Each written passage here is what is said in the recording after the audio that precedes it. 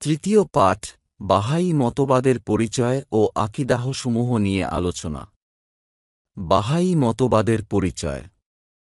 আধুনিক বাতিল ও ভ্রান্ত দলসমূহের মধ্যে বাহাই সম্প্রদায় বিশেষভাবে উল্লেখযোগ্য। মুসলিমদের আকীদাহ, বিশ্বাস, ঐক্য ও সংহতিকে নষ্ট করার লক্ষ্যে ব্রিটিশ, রাশিয়া ও ইহুদিদের সহায়তায় এই আন্দোলন এবং তথাকথিত ধর্মের সূত্রপাত ঘটে। মির্জা হোসেন আলী ইবনে আব্বাস এই ধর্ম, মত ও আন্দোলনের প্রবর্তক। পরবর্তীতে তিনি বাহাউল্লাহ অর্থাৎ আল্লাহর ঐশী উপাধি গ্রহণ করেন। তার নামের সাথে সম্পৃক্ত করে ইহা বাহাই ধর্ম বা বাহাই আন্দোলন নামে পরিচিতি লাভ করে। মির্জা হোসেন আলী 1817 সালের নভেম্বর মাসে ইরানের তেহরানে জন্মগ্রহণ করেন। তার বাবা ছিলেন ইরানের একজন মন্ত্রী ও সম্পদশালী আমির। তিনি 1892 সালের মে মাসে ফিলিস্তিনের বাহুজিতে মারা যান। ইসরায়েলের কামেল পর্বতের পাদদেশে তাকে সমাহিত করা হয়। বাহাই ধর্মের উৎপত্তি। বাহাই ধর্মের প্রবর্তক মির্জা হোসেন আলীর আদর্শিক গুরু ছিলেন মির্জা আলী মুহাম্মদ বাব। তার মূল নাম ছিল মুহাম্মদ। পরবর্তীতে তিনি বাব অর্থাৎ নতুন স্বর্গীয় সাম্রাজ্যের প্রবেশদ্বার উপাধি গ্রহণ করেন। তিনি অর্থাৎ মুহাম্মদ 1820 সালে ইরানের সিরাজ নগরীর এক শিয়া পরিবারে জন্ম হয়। তার বাবার নাম রিদা আর মাতার নাম ফাতেমা। তিনি শায়খ কাজেম রাশতির শিষ্যত্ব গ্রহণ করেন। এই কাজেম রাশতি মনে করতেন ইমামে গায়েবের অর্থাৎ প্রতীক্ষিত মাহদীর সন্ধানে আত্মপ্রকাশের সময় হয়ে গেছে। তাই মৃত্যুর পূর্বে তিনি ইমামে গায়েবে তার মুরিদকে ইরানের সর্বত্র পাঠিয়েছিলেন। রাশতির মৃত্যুর 4 মাস পর মোল্লা হুসাইন নামক তার এক নিবেদিত মুরিদ আলী মুহাম্মদকে সত্যের ও বাব বলে অভিহিত করেন। আলী মুহাম্মদ ও তার অনুসারীরা ইসলাম এবং মুসলিমদের বিরুদ্ধে বিভিন্ন অশালীন ও ঔদ্ধত্যপূর্ণ বক্তব্য দিতে থাকে। তারা বারবার অহেতুক চ্যালেঞ্জ ছুঁড়তে থাকে। উপরন্তু আলী মুহাম্মদ তার রচিত আল বয়ান নামক বইতে এই মর্মে ঘোষণা দেন যে আল বয়ান ছাড়া অন্য কোনো বই পড়া মানুষের জন্য সম্পূর্ণ নিষিদ্ধ।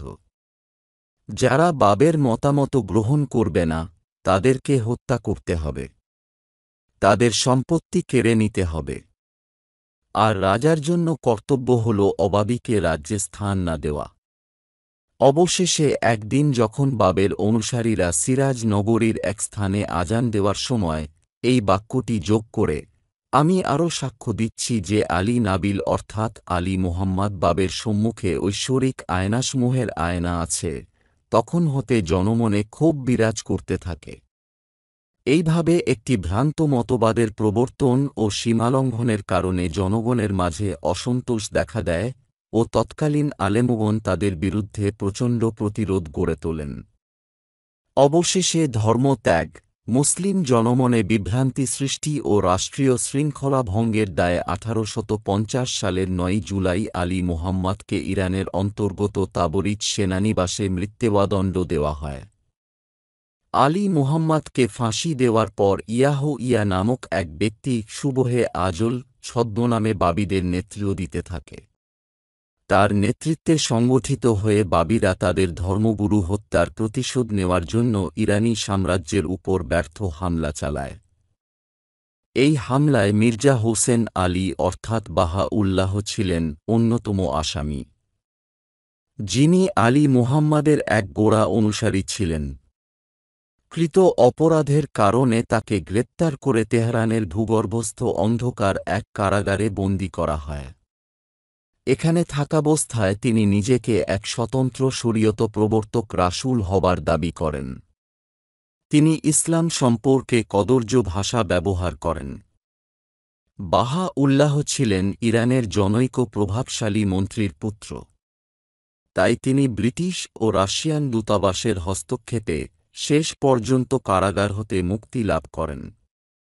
কিন্তু মুসলিম জনতার রোশানলে বাবিদের তথায় বসবাস করা অসম্ভব হয়ে ওঠে। ফলে তারা বাহাউল্লাহ এর নেতৃত্বে বাগদাদে নির্বাসিত জীবনযাপন শুরু করেন। বাহা উল্লাহ সেখান হতে তার ধর্মমত প্রচার ও প্রসার করতে থাকেন। অবশেষে বাহা উল্লাহ 1892 সালের 29 মে মাসে মারা যান। তাকে কামেল পর্বতের পাদদেশে দাফন করা হয় এবং এখানে বাহাইদের তীর্থ মন্দির আছে, যার নাম হল ইউনিভার্সাল হাউস অব জাস্টিস। এখান থেকেই বাহাইরা তাদের ধর্মমত প্রচার করেন। বর্তমানে বহু দেশে বাহাই মতবাদের প্রচার চলছে। বাংলাদেশেও বাহাইদের অপতৎপরতা চোখে পড়ার মতো। মূলত 1872 সালে সুলেমান খান ওরফে জামাল আফেন্দি নামক জনৈক ব্যক্তি বাহা উল্লাহের নির্দেশে সর্বপ্রথম এদেশে বাহাই ধর্মমত প্রচার করতে আসেন। তিনি ঢাকা চট্টগ্রাম হয়ে বার্মা তথা মিয়ানমারে চলে যান। তার প্রচেষ্টায় চট্টগ্রামের আলিমুদ্দিন বার্মার রেঙ্গুনে সর্বপ্রথম এই ধর্ম গ্রহণ করেন। এদেশে বাহাইরা 1952 সালে প্রথম স্থানীয় আধ্যাত্মিক পরিষদ ও 1972 সালে জাতীয় আধ্যাত্মিক পরিষদ গঠন করে। বর্তমানে তা দেশের সব কয়টি জেলাতেই তাদের স্থানীয় আধ্যাত্মিক পরিষদ আছে বলে তারা দাবি করে। 1999 সালে পরিসংখ্যান অনুযায়ী প্রায় 32,000 বাহাই আছে, তন্মধ্যে ঢাকায় 7,500 জন। তাদের প্রধান কার্যালয় হল ঢাকার শান্তিনগরে হাবিবুল্লাহ বাহার কলেজের পশ্চিম পাশে, যাকে তারা জাতীয় বাহাই হাজিরাতুল কুদস বলে। পর্যালোচনা: বাহা উল্লাহ ইসলামী শরীয়তকে রহিত ঘোষণা করেন। তিনি তার ধর্মমতের জন্য নতুন শরীয়ত রচনা করেন, যার নাম দেন কিতাবে আকদাস।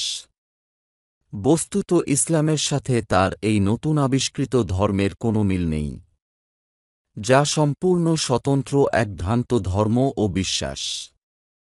তারা ইসলামের মৌলিক আকিদাহ যেমন নামাজ, রোজা, হাজ, জাকাত, হাসর, জান্নাত, জাহান্নাম ইত্যাদি অস্বীকার করে।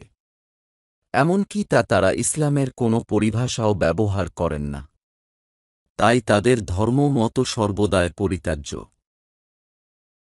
বাহাইদের কতিপয় আকিদাহসমূহ: 1. ঈশ্বর অবতারগণের রূপ ধারণ করতে পারে, যাকে বলে মুস্তাকিল খুদাই জুহুর। এমনকি অবতারগণ নিজেকে আল্লাহ বলেও দাবি করতে পারেন। যেমন বাহা উল্লাহ বলেন, যদি সর্বগুণান্বিত আল্লাহর প্রকাশকগণের কেউ বলে, আমি প্রভু, তিনি নিশ্চয় সত্য বলবেন।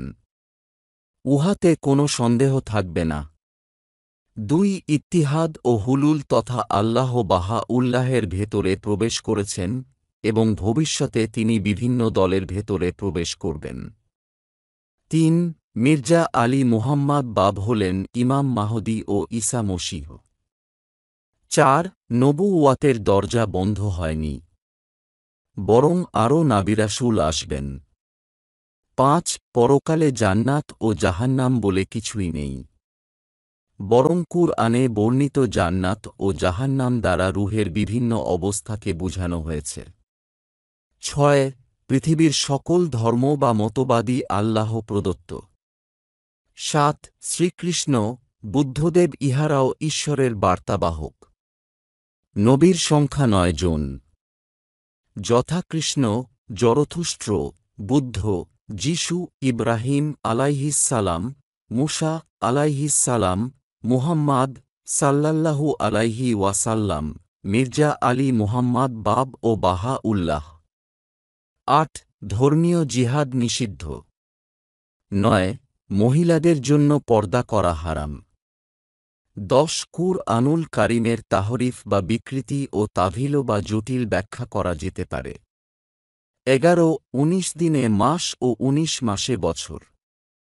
পর্যালোচনা: বাহাইদের ব্যাপারে উলামায়ে কিরামের সিদ্ধান্ত হল যে বাহাই সম্প্রদায় ইসলাম ধর্মাবলম্বী কোনো বাতিল দল বা সম্প্রদায় নয়, বরং তারা সুস্পষ্ট কাফির সম্প্রদায়। কারণ উপরে বর্ণিত তাদের আকিদাহগুলোই তাদের কাফির হওয়ার জন্য যথেষ্ট ও তা কুরআন ও হাদিস দ্বারা প্রমাণিত। আল্লাহ তাআলা আমাদের হেফাজত করুন। আমিন।